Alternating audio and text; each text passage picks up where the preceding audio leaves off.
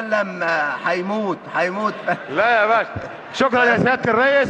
بس انا عايز اعرف انه الساده الاعضاء سعادتك انه الاتحاد التعاون الزراعي يا سعاده المقرر ايه ده يختلف عن مراكز الشباب وعن الساده الاعضاء اللي بيتكلموا فيه. الراجل بيضرب مثل. لا ما يضربش مثل بالحزب الوطني والاتحاد التعاون الزراعي. الاتحاد التعاون الزراعي أيوة فتحي مش مركز شباب يا ريس، مش مركز شباب في حي ولا في قريه. الحزب الوطني يا فتحي ده مركز الاتحاد التعاون الزراعي، ده مسؤوله منه 7000 جمعيه زراعيه يا سعاده الرئيس.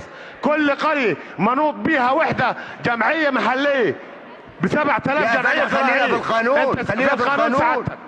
في القانون يا سعاده المقرر هو بيتضمن انه 11 عضو لكل جمعيه. احنا عندنا الجمعيه المركزيه بجنيه اللي هي بترأس الجمعيات المحليه في 15 مركز وعددهم 250 واحد بيترأسوهم اعضاء مجلس اداره 15 واحد، ودول على الكد. انتوا عاوزين تخلوهم 11، ازاي يبقى في مراكز مش هتتمثل؟ والحاجه الثانيه الجمعيه العامه اللي هي على مستوى جمهوريه مصر العربيه تمام عددها 19 عضو، انتوا عايزين تخلصوها ل 11 ازاي؟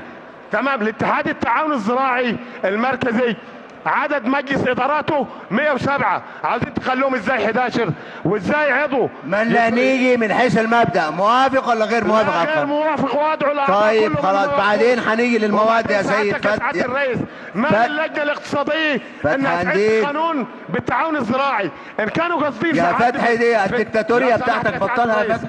والنبي لو سمحت دقيقه طيب بناء عليه قول وبناء عليه ان كانوا الساده قاصدين لاتحاد التعاون العام ورئيس الاتحاد التعاون العام او التعاون الاستهلاكي او غير الاستهلاكي يبعدوا عن الزراعي، ازاي اللجنه الاقتصاديه تعد قانون تعاون زراعي؟ حاضر يا فتحي. ما استدعوش حد فينا في المزارعين. شكرا يا فتحي. يا فتحي حاضر يا فتحي، كفايه يا فتحي خلاص، متشكرين جدا. السيد النائب ممدوح الحسيني. يا فتحي اسكت احسن لا ياكلوك، اسكت. اسكت يا فتحي، انا حميك يا فتحي هنا، اسكت.